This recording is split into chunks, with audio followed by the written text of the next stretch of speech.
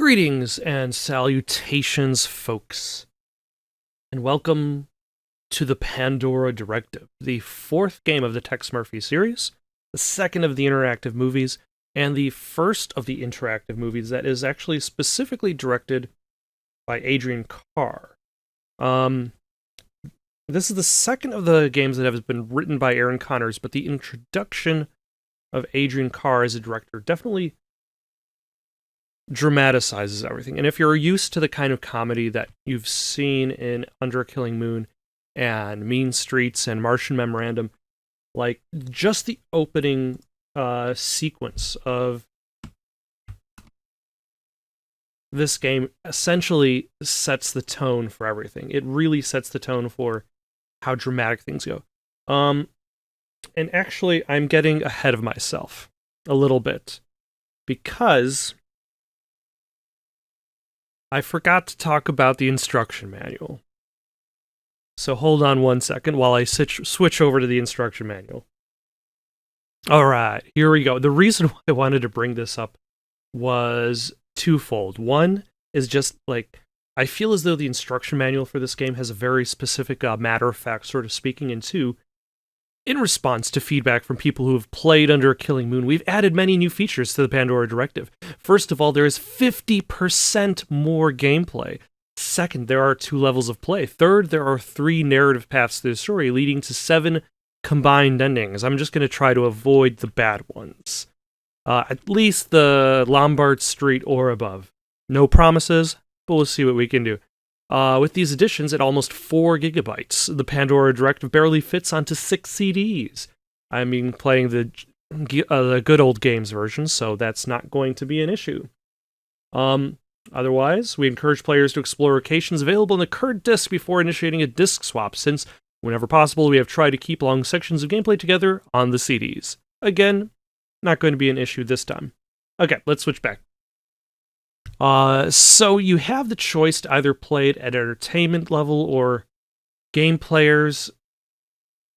I'm going to be selecting game players so I could get as many of the, not necessarily just the points, but also the bonus locations and puzzles. Though that might screw me over in the long run, because that might mean I might actually have to finish all these puzzles. Then you have the story can move through 3 different paths.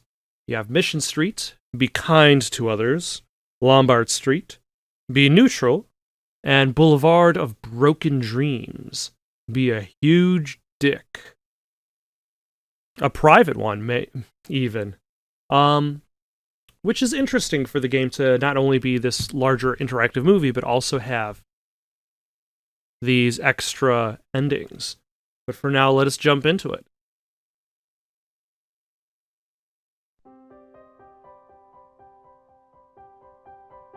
I remember a friend of mine kind of felt as though the intro credits of the Pandora Directive were a bit, I don't know, too on the nose.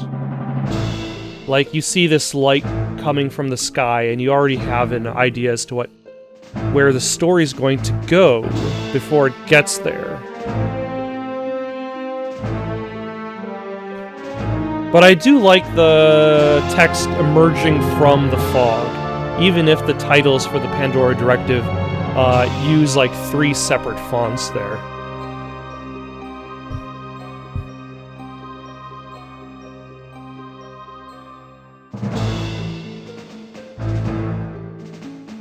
And I feel as though the credits too also kind of highlight one of the issues with later games, like Death Stranding. Like in Death Stranding, I believe one of the things they talked about was the idea that like Hideo Kojima is just highlighting the Hollywood stars. And you can kind of see that in the intro credits here, because you don't even see Chris Jones, Susan Barnes listed. You just see the bigger gets, the Barry Corbin, the Kevin McCarthy, the Tanya Roberts. No room for regular cast characters. Though, again, like, what I'm in regards to just cementing tone. You have this brightly lit city at the dark of night. Or is it daytime? I'll get to that after we go through the intro.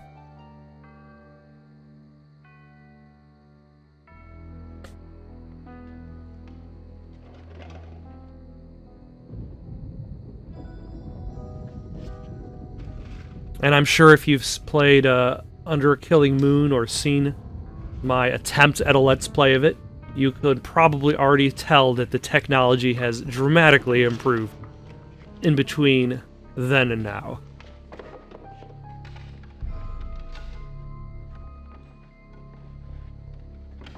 Though, be sure to catch, as he's rifling through the drawers, he should pull out a copy of Under a Killing Moon.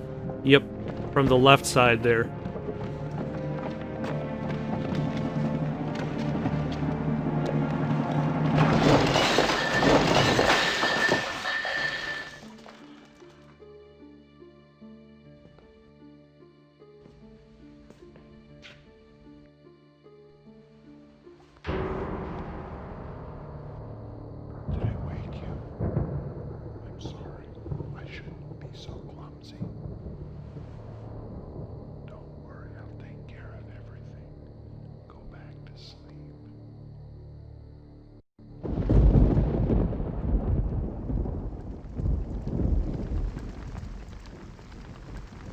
So yeah, definitely much darker.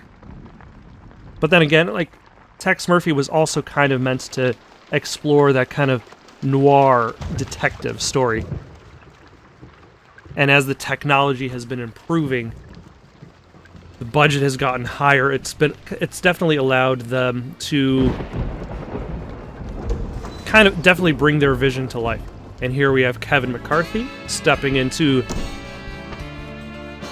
Louis' diner.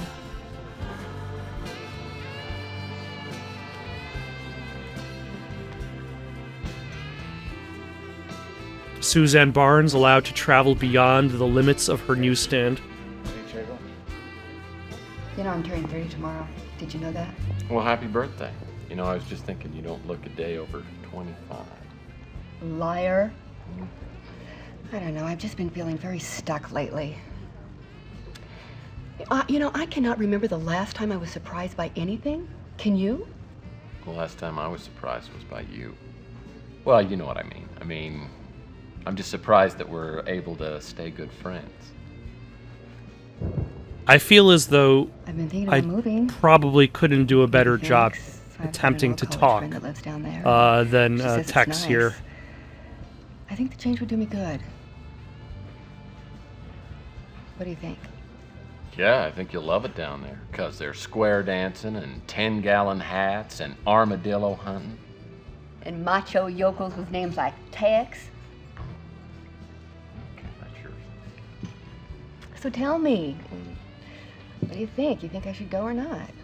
Well, you know, Arizona may seem like a much more exciting place than San Francisco, but it's dangerous down there.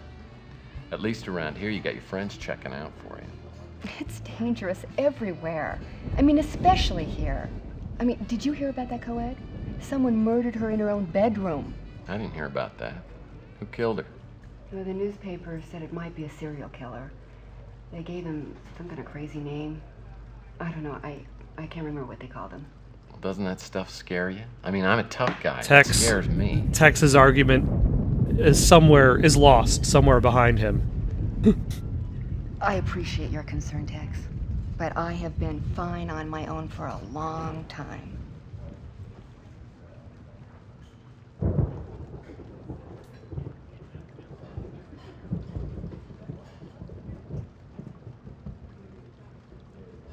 They're being watched.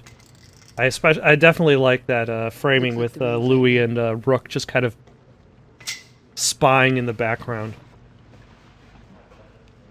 I'm going home. Got a big date? Oh, yeah. Cary Grant and a pint of Haagen-Dazs. Hold me down.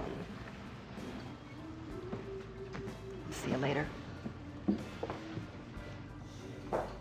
Now it's colder than the Haagen-Dazs. What a schmuck. What? Chelsea was giving you opportunities all evening and you blew every one of them. The son PI you are. Well, you wouldn't know a clue if it walked up and punched you in the face. Listen, all I know is, every time I try and ask her out, she turns me down. It's from the distinguished gentleman in the corner. You bought me a drink? He bought you a bourbon.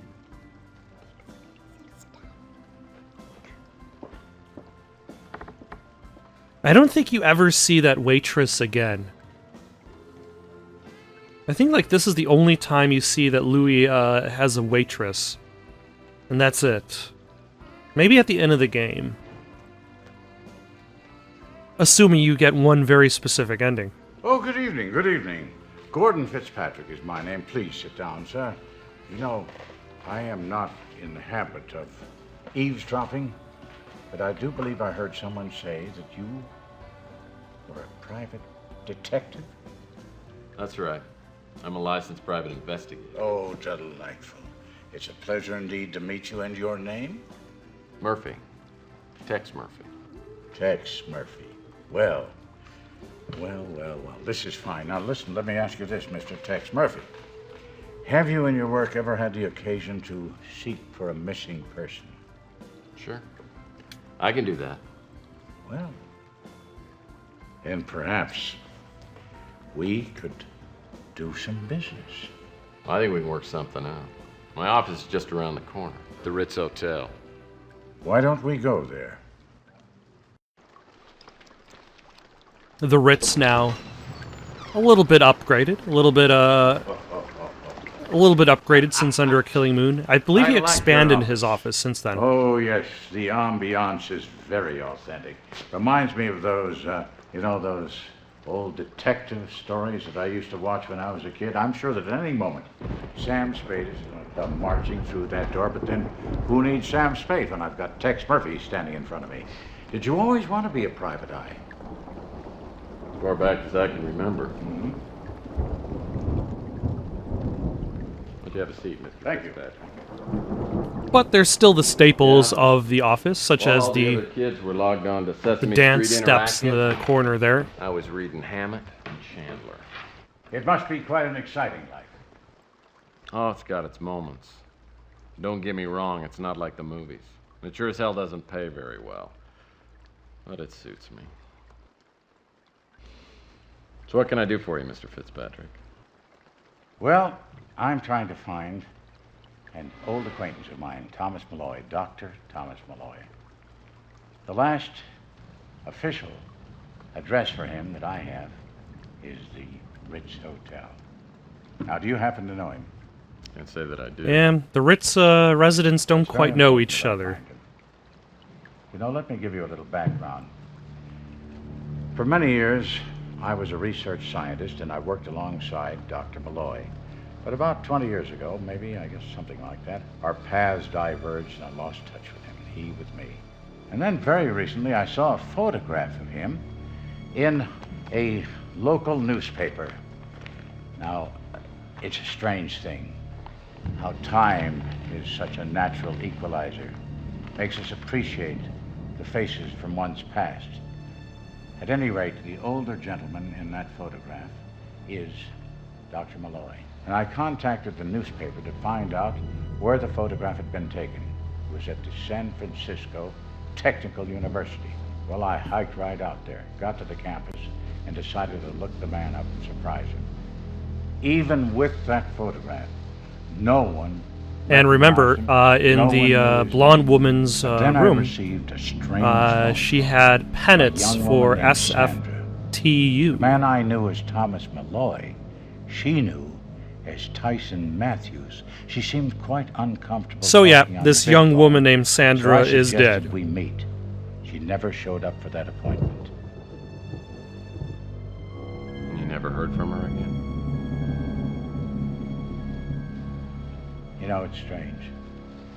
But this simple, whimsical wish of mine to get together with my old friend has materialized into, I don't know, I feel a sense of impending doom.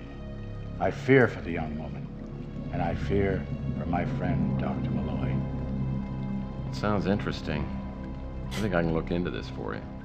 Thank you. Now you'll have to refresh my memory. How much is your fee? How does it work? I charge $500 a day. Well, I didn't tell you what my fee was, so you don't have to worry about me trying to refresh your memory. Also, I kind of want a Plus pen that expenses. creates ink from light. Naturally. Naturally.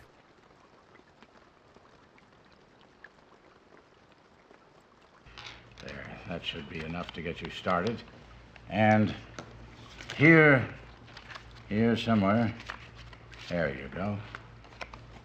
I could be reached at that number. I'll be in touch.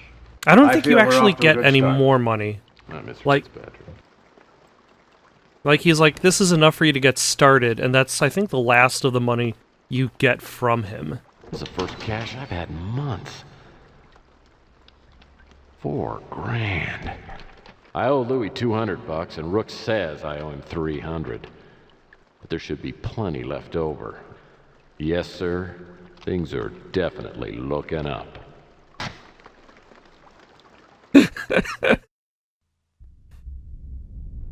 Just a little gag at the end there. And again, to maintain the dramatic effect of the intro titles, we have Day 1 emerging from the fog, the search for Malloy. Though I don't think you find Malloy at the end of Day 1. So...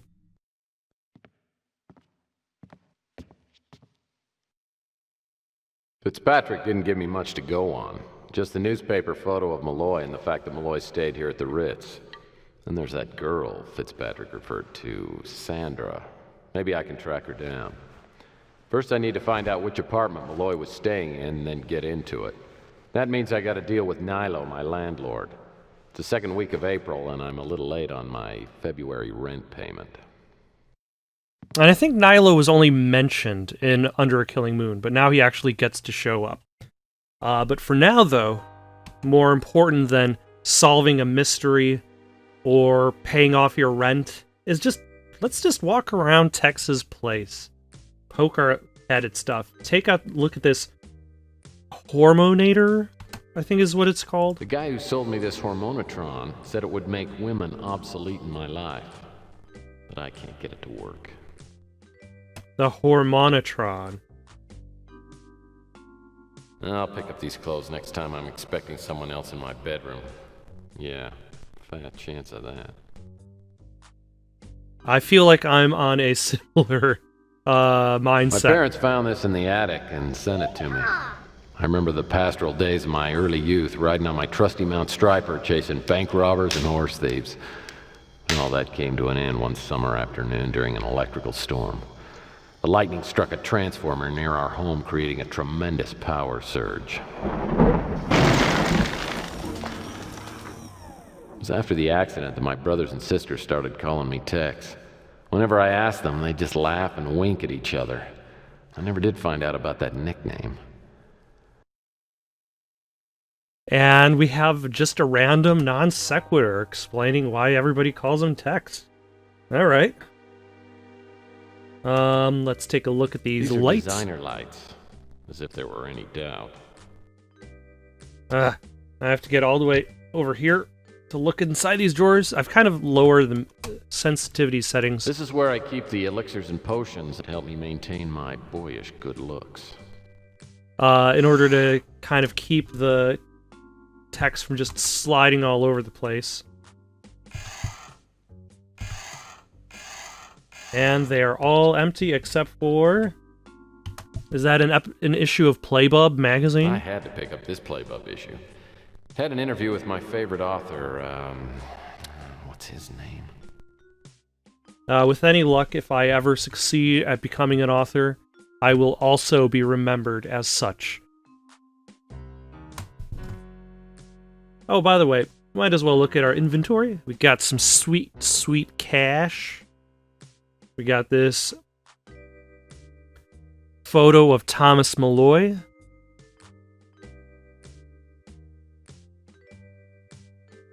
Was this photo taken with all these people, or was he photoshopped into another photo? My trusty electronic shop credit card.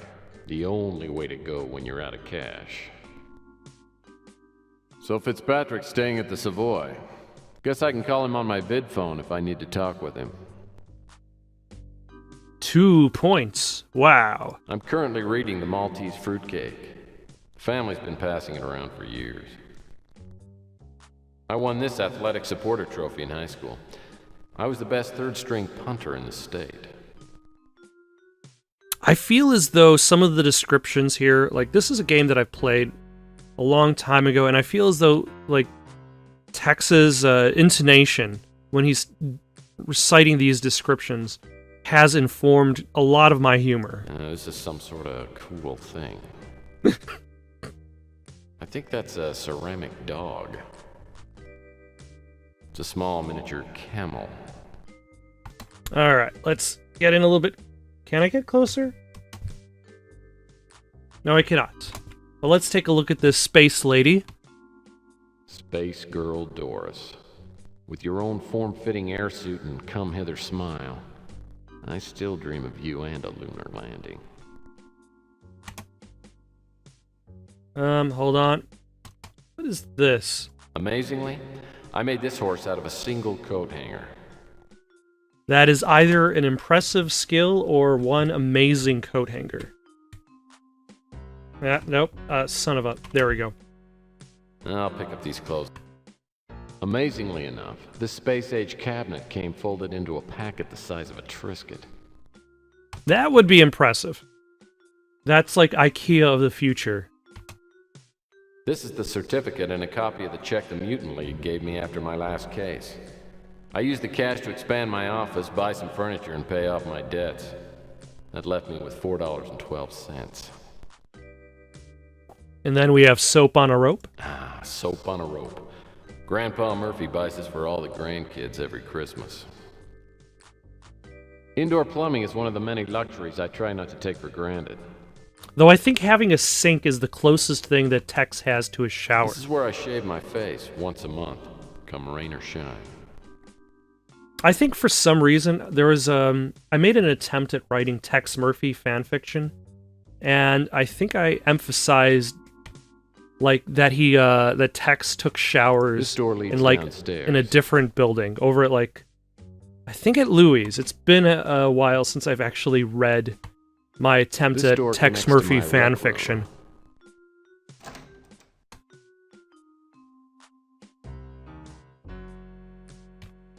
It's another beautiful night in the city I love. My favorite base. Oh, nope. This is, quote is basically my entire viewpoint of working out. This barbell would provide a great workout if it weren't so darn heavy. Ruins the workout. Try to lift it up, so it's just too heavy. Might as well just give up. This is my special storage table. And he uses it to store one photograph. This photo was taken at the last family reunion I attended.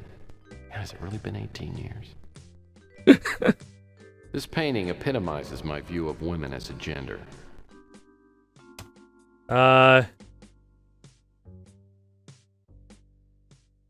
Right. Right there, Tex. I'll, just move on. No matter how many lights I have in a room, there's always space for another lamp.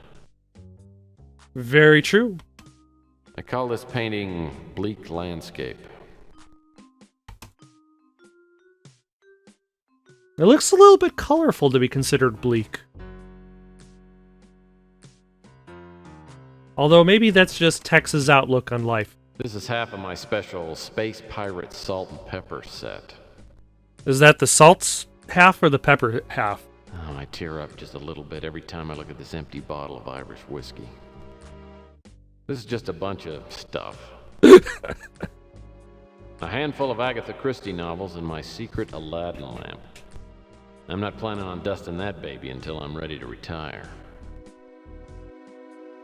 This is just a bunch of stuff.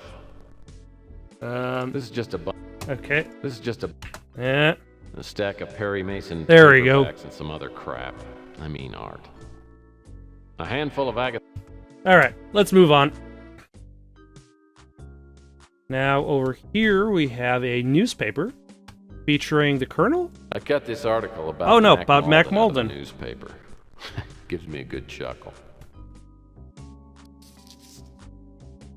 I cut this thing out of the paper a few days ago. I've known Mac Malden for years. We've worked together on several cases, but I don't know if we're actually friends. We just help each other out occasionally. And I believe in Under a Killing Moon, Tex helped him catch at least one bad guy. This is a big photo of 2 horses. Why I have it and why it's actually hanging on my wall, I have no idea. Oh, you have to explain away the 2 horses, but It's one of my favorites. Bear in a trench coat. But bear in a trench coat, of course. A reproduction of Fish and Fruit by the mutant surrealistic Saul Dooley.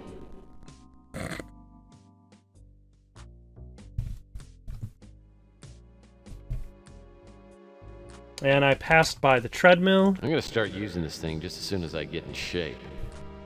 I feel that also epitomizes my view of working out. I'll start working out as long as I'm not too tired to be working out. Although this eventually becomes That's the only important. computer in the office that works. I'll eventually need that computer to do something. Most of these computer components were purchased at a yard sale.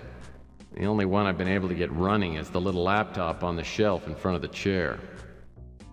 This chair just didn't make the cut when I refurbished my office.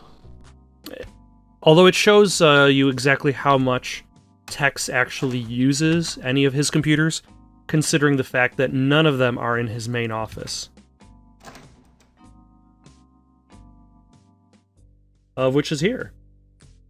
And we got the steps on the floor. This office was a dance studio before I moved in. And the water cooler, which has its reference to Under a Killing This Moon. baby's brand new. I had to replace the old one after the, incident. Lord, what a horrible memory. This baby. Yep, after somebody got his head stuffed into it. This alien landscape reminds me of the old Star Trek episode where they get that distress call, then Captain Kirk meets that beautiful woman, then he and Spock barely escape, then Kirk makes that funny joke right at the end. Oh yeah, that Star Trek episode. I also... The credenza is not that attractive, but it sure beats the unsightly stain hiding underneath. This is a breathtaking view of Saturn from the imaginary planet Alpha 19. See, that's what's missing in art, is breathtaking views of planets from fictional planets that don't This is exist. the only pot I allow in my office. Well, I did not know about your strict anti-marijuana Nothing kills these plants, and I ought to know. stance there, Tex. This painting always reminds me of something. I'm not sure what. I got this from my grandpa, Audie Murphy. It was signed by Richie Havens. Grandpa said he was the original singing detective. I haven't played my phonograph since it destroyed the A-side on my Bill Shatner Sings the Blues LP. That's probably for the best. I don't think you would want to hear Bill Shatner sing anything. The serenity of The guy objects. who told me this said it just might be an unsigned Picasso. It better be, because I paid $30. It might be. There's no... Taco Bob. It's got the most stylish placemats in town. That's my prize collection of tribbles. Oh, okay. I don't know it's a tribble. Favorite poetry books. Someday, I'm gonna read every single one of them. This little gem cost me 120 Llama cigarette coupons, but I think it's well worth it. If you say so. And then we've got this. This is an anatomically correct carving of my first pet, Barky. I don't think I would want anatomically correct carvings The of any watercolor of my plate pets. is a lovely reminder of my favorite high school art class. This wooden duck represents my ongoing commitment to wildlife preservation. These Gumby figures took third place in my 7th grade sculpting class. Recently I found myself cleaning my room, and one of the things I got rid of was like art projects. Well, don't need to be capitalizing. I made back when I was like in kindergarten, largely because there's no point for me to hold on to them. Let's take a look at this dog food. Eat the rich dog food. A little gamey, but not bad for the price. Note that Tex does not have a dog. I've had this jackknife ever since my Weeblos days. My knife used to have all the cool attachments. Now everything's busted off except the pliers and the standard screwdriver head. I'm sure that'll become useful at some point in The time. hot plate will come in handy if I eat anything other than saltines and dog food again. That sounds like a quick trip towards scurvy there, Rusty Tex. the Clown's Fun Book. The only pop-up book in existence with a must-be 18 years or older sticker. I picked this book up at Rook's for $0.25. It's worth every penny. The scanner brings back some truly fond memories. Wonder how Trixie's doing. Is that referring to like one of his previous, his secretary or his unpaid intern? Took me forever to get this diploma. I had to send in 100 proofs of purchase from True Detective.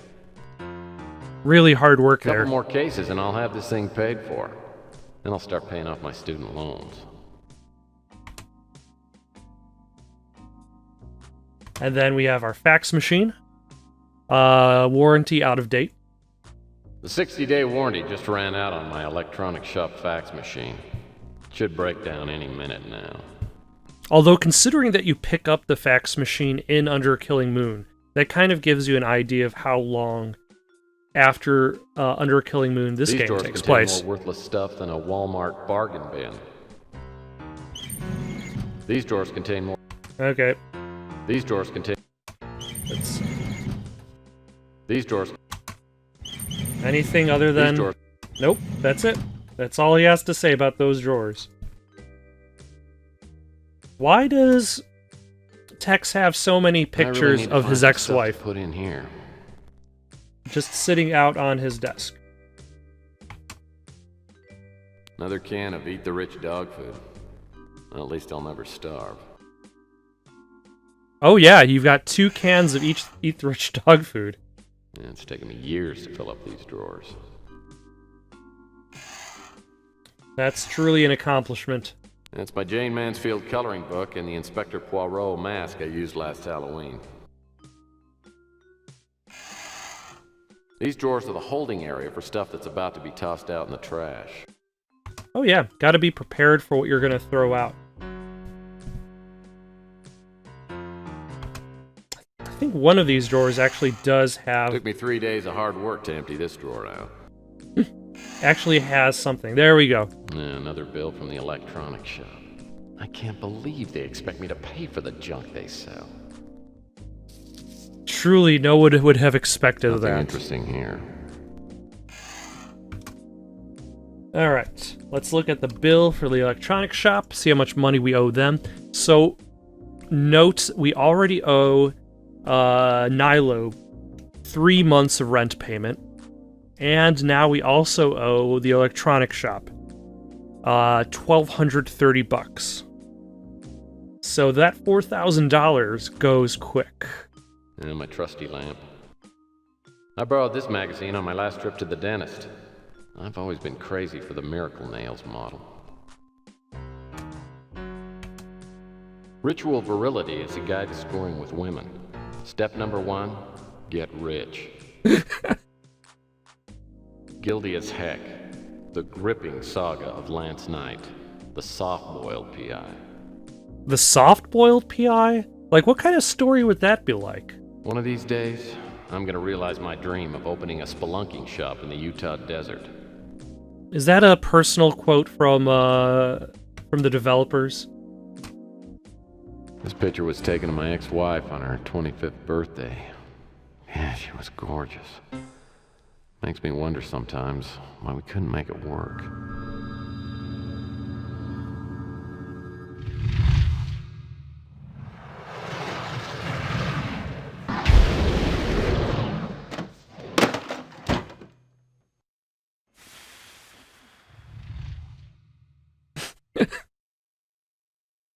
And then another photo Between of my her? wedding ring and this picture of my ex-wife Sylvia, I will never, ever forget that women are alien creatures capable of great destruction. That's Well, the that's New York Times bestseller, Men Are Imbeciles, Women Are Erratic.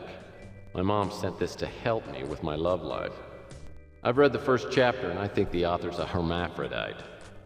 a little transphobic there, Tex, but this game was released in 96. My new vid phone is essential to my business. Thank goodness it's easy to operate.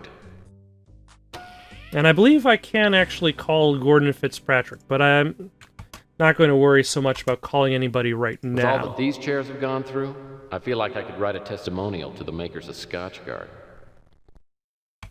Alright, let's get out of here. Let's hit the streets. At the very least, maybe talk to a single individual person. Nothing We have to kills these talk to clowns, two people, and I essentially. oughta know. We need to talk to Chelsea, and we need to talk to... This is my official front door. It leads to the fire escape.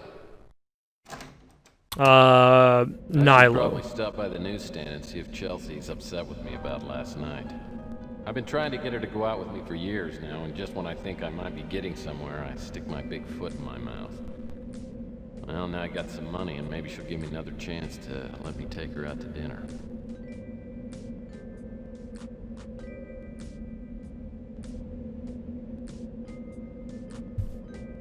Alright. Now, once I talk to Chelsea, that essentially means that Rook will appear inside the hotel. So actually, I'm going to do that first. Now, here is a very specific first instance of good karma, bad karma.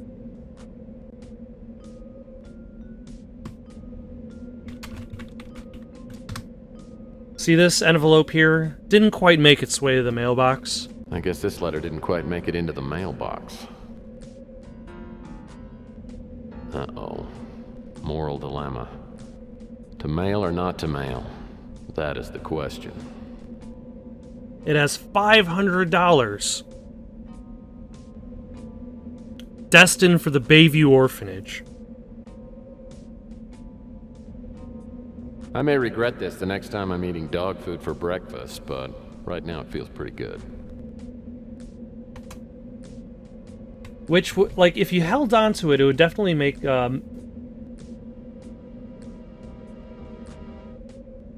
Today, behind the Golden Gate Hotel, the glories of a vegetarian diet. Sermon by Reverend Gary. Alright. It definitely would make... Oh my gosh. I definitely need to increase my walk speed. Let us go to medium. Okay. That's a little bit less painful for this bigger environment. Where is... There we go. Yeah, if you held on to that, that would definitely make the saving of money an I haven't used the easier lobby entrance thing. for a while. My landlord, Nilo, has been getting downright nasty about me paying up on my back rent. And Nilo is already a nasty Looks creature like to begin Nilo's with. not at the front desk at the moment. Probably off somewhere reading one of his favorite magazines. I'm not gonna find out which room Malloy was staying in without talking to Nilo.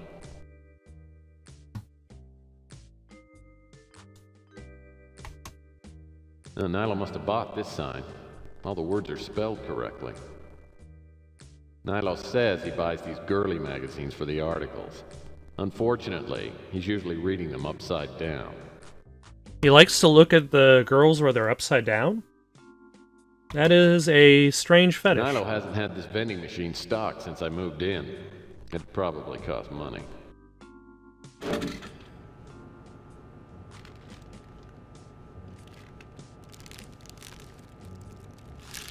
Sheesh.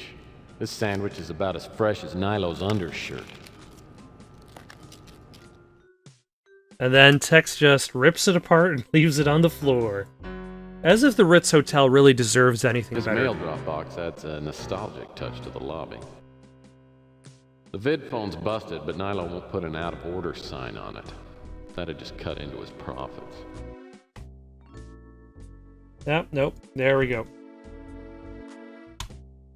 Nilo must have found these magazines in the dumpster out back. The only magazines he pays for are the naughty ones. Hey, you gotta know your priorities. This piece of notebook paper looks like it's been used for a coaster. I forget what this is. Oh, yeah, this is Nilo's notes. It looks Yeah. like Nilo's in for a busy and productive day. Things to do. New issue of Playbook. Pork rinds, pig feet, beer, pink fluffy cupcake things. Get the test results at the clinic. Renew Playbook subscription. Fix camera in the women's bathroom. Pay off babysitter. Nilo has a kid? This section of the newspaper contains some kind of contest. It says to fill out the crossword puzzle and send it in. First correct entry received will win $100. Could be worth a try. Basically, I just have to fill this out and send it in. I am terrible at crossword puzzles, though.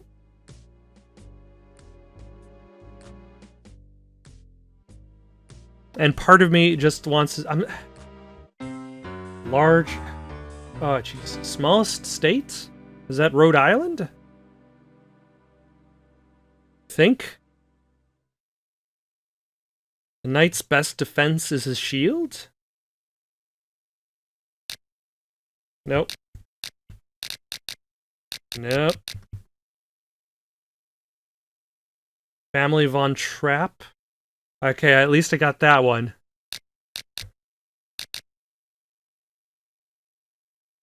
Alright. I just went online, looked up This door... the answers to the crossword puzzle so that I wouldn't have to spend the time trying to figure them out. I'm not very good at crossword puzzles. With my luck, the crossword puzzle's right, but it'll get lost in the mail.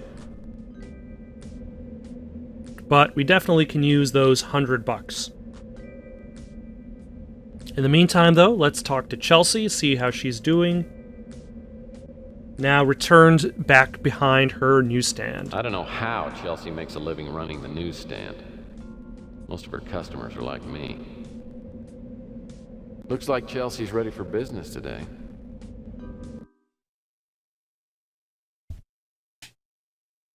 Hi, Tex.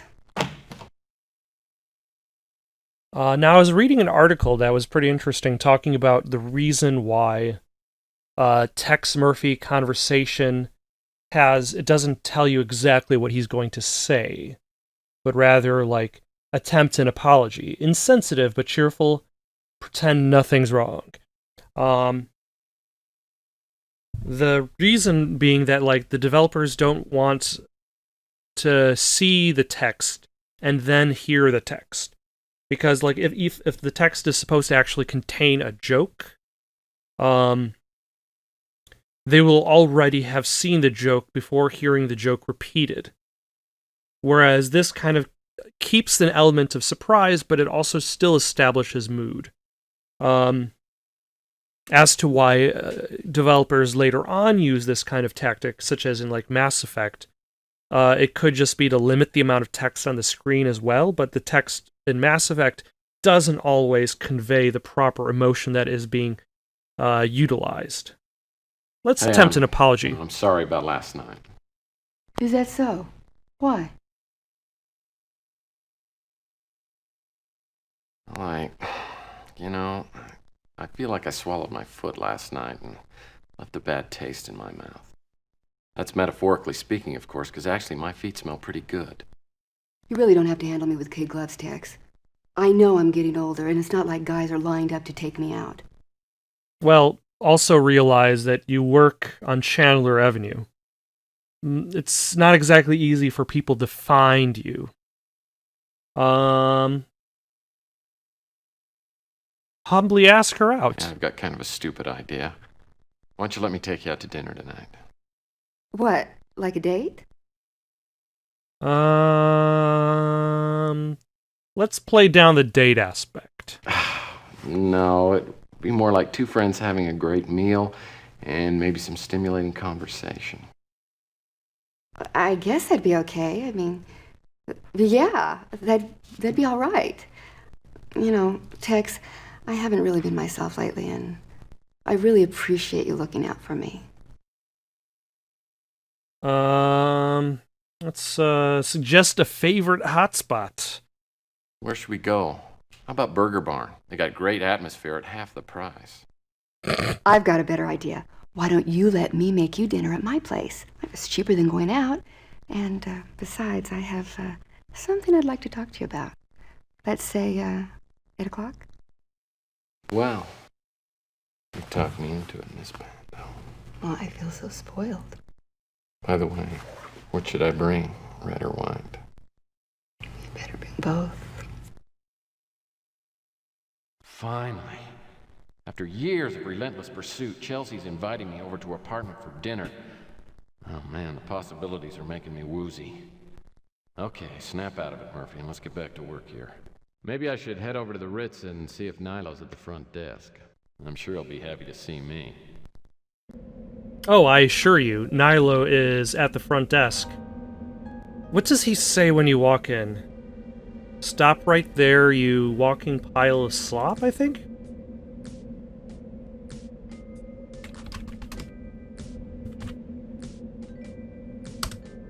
You stinking pile of slop? Let's let Nilo deliver the line. Hold it right there, you sneaking piece of slop. Ah, so close. Not quite there, but close. Played cool. Oh, no, obviously pleasant. Hello, Nilo. Good to see you, too.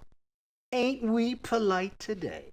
Strolling in here like some kind of sunbeam from heaven.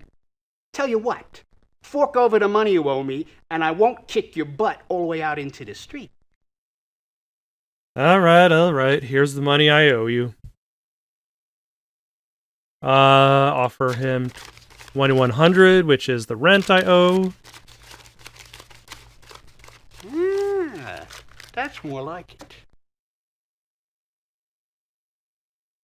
it. Let's offer a mutually beneficial deal. Look, Nilo, I'm working on a case. If you help me solve it, maybe I'll have money to pay rent next month. No comprende.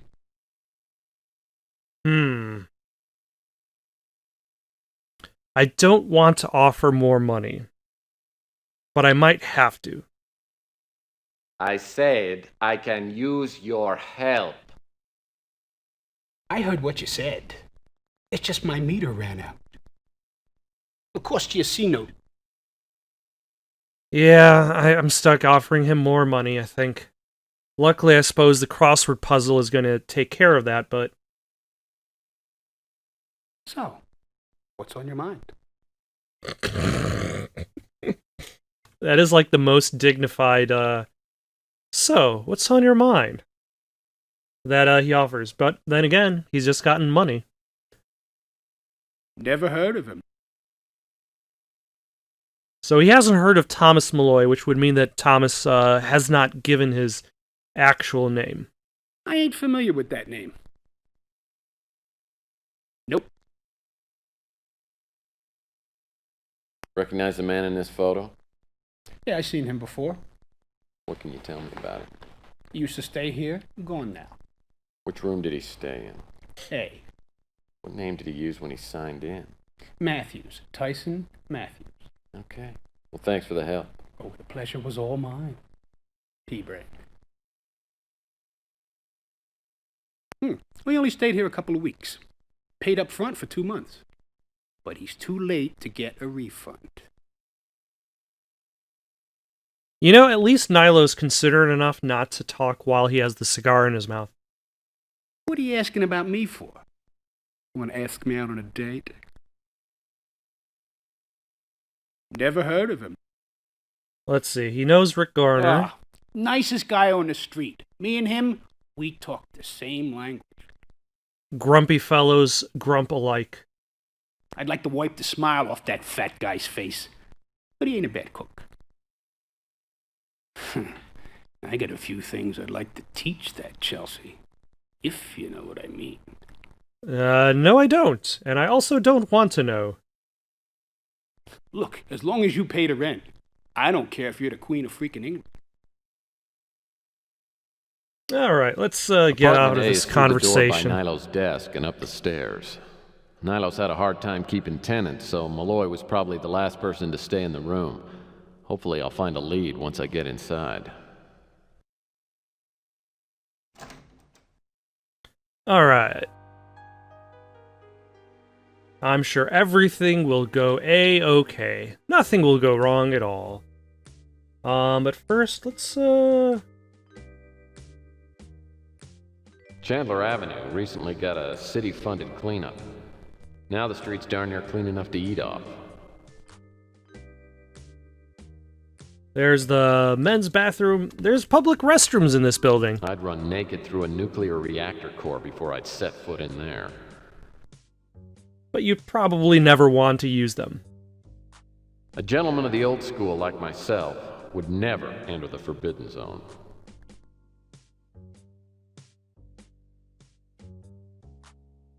And then there's apartment A. So, this is where Malloy stayed.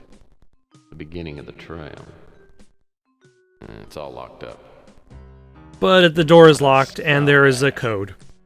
Nilo knew I couldn't get into the apartment without the code. Now he'll probably want to charge me a few $100 for it. At this rate, I'm gonna be broke again in a hurry.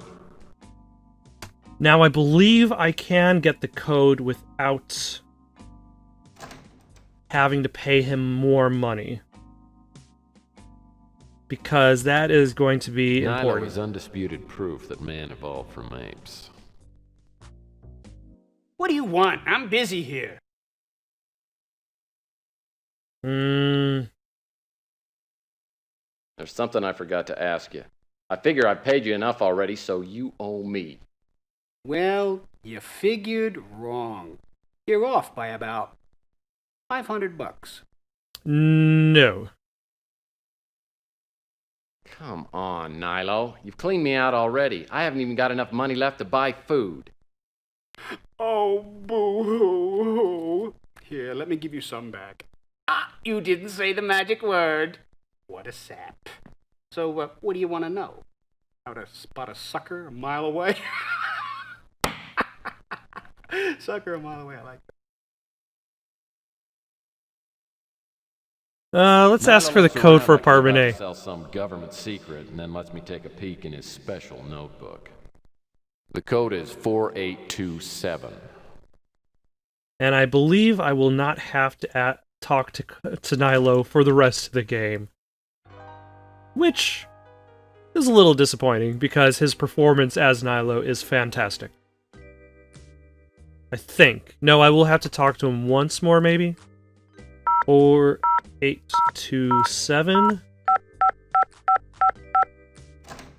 Alright. Let's see what happened to Thomas Malloy.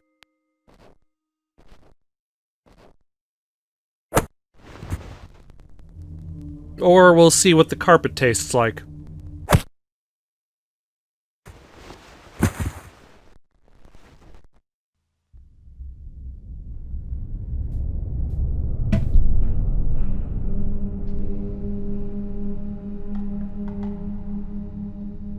Yeah, day one is the shortest day, but it definitely sets you up for what you're expecting to be dealing with.